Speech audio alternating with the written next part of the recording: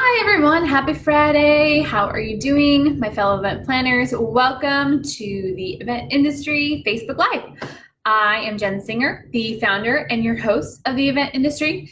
Every week on Friday at 10 a.m. Pacific Standard Time, I go live and talk about a subject related to planning events and answer any questions that you may have and give you all lessons learned that I have for planning events for the last 16 years, as well as part of those 16 years, 3 years running my own business, Jen Singer Events, where I plan corporate events and nonprofit galas. That's kind of my forte.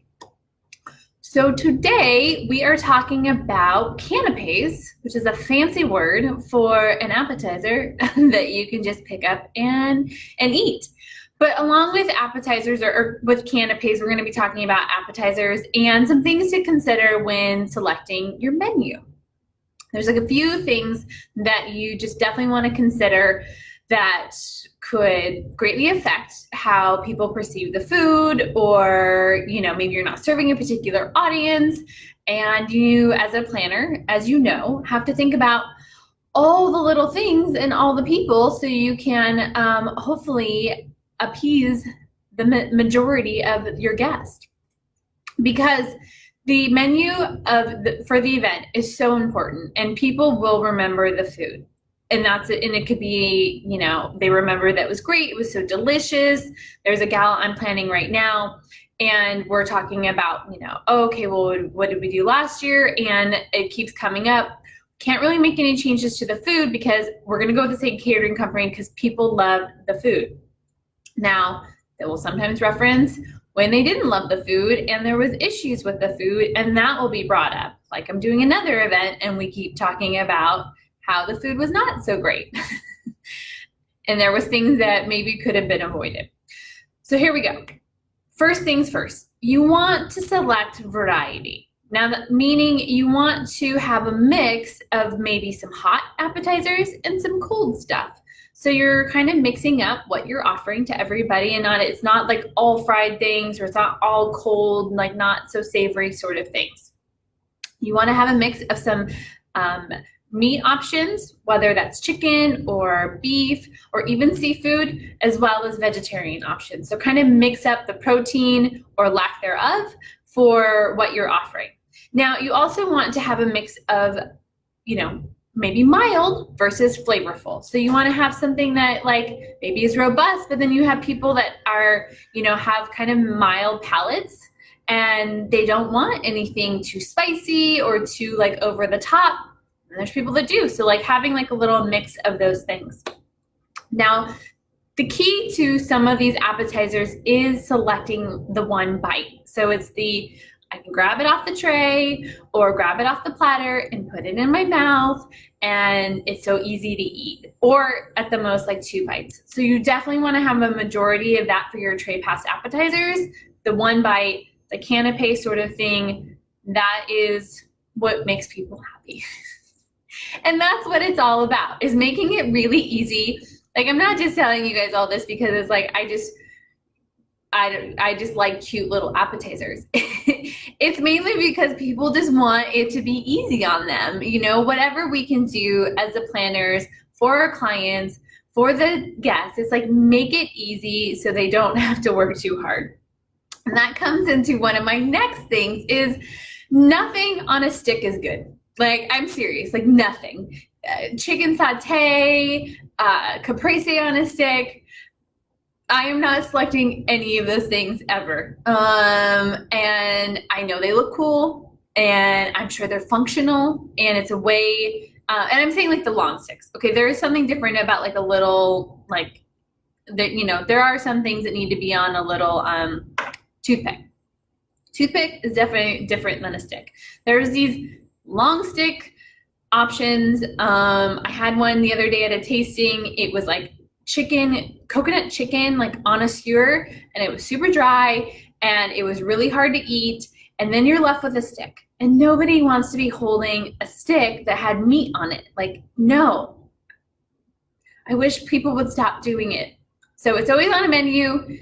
somewhere to select from, but I never, just don't do it. That's my word, piece of advice for today. Do not select the item that's on a little, like a long stick. Put some food out, meaning if you're gonna have tray pass appetizers, that's great. But I always recommend putting just a little food station out there so people were able to see food, like not actual seafood. They like visually recognize that food is out. There's been numerous times where I've done events, like even a couple years ago, where we had plenty of appetizers that we were just being tray passed, and there was complaints that there was like no food. And so if you just put out a little platter, I think I've talked about this in episodes before, but I'm going to keep talking about it because it still keeps coming up. So put out a little bit of food so people can see it. So even if they don't get to it, they are engaged in conversation, they're networking, they're having a great time. At least they see some food out and they don't get that impression of like, oh, that event was good, I had fun, but I didn't get anything to eat, I didn't see any food. And they were just too busy chatting. All right. Last point is, two more points. Second to last point is choose something seasonal. If there is something that is, it's springtime, you want to do something with artichokes or peas or, summer, people are wanting something with watermelon would be a great thing right now.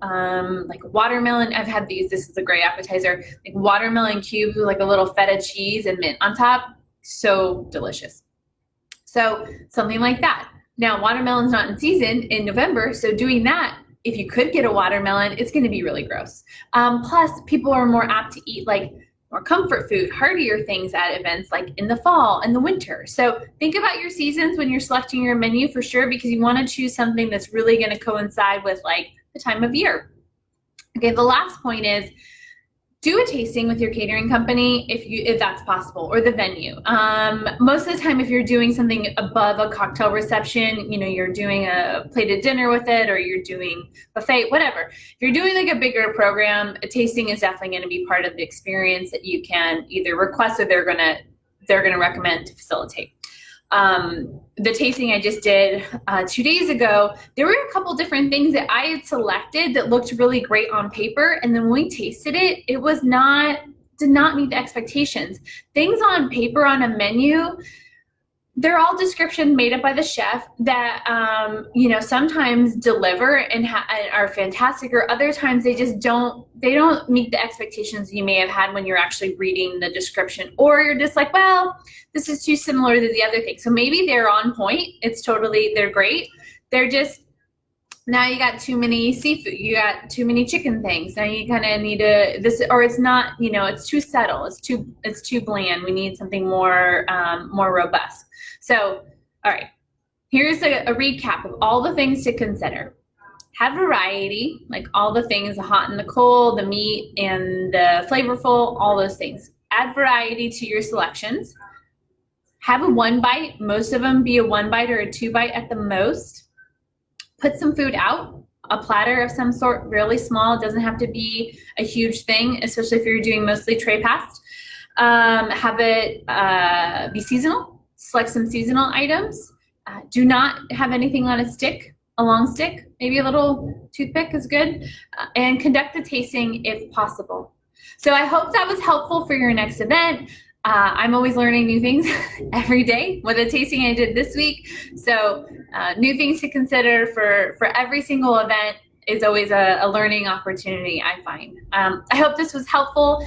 If you are needing more support or have other questions, please feel free to email me at hello@theeventindustry.com. That's hello@theeventindustry.com. You can visit theeventindustry.com for more tools, resources, videos. There's tons of free templates and a bunch of cool things to help you organize all the event details, all the million little things that you're juggling right now. So I hope you have a great weekend. If you've got an event, I hope it is awesome, and I'll see you all next Friday. Thanks.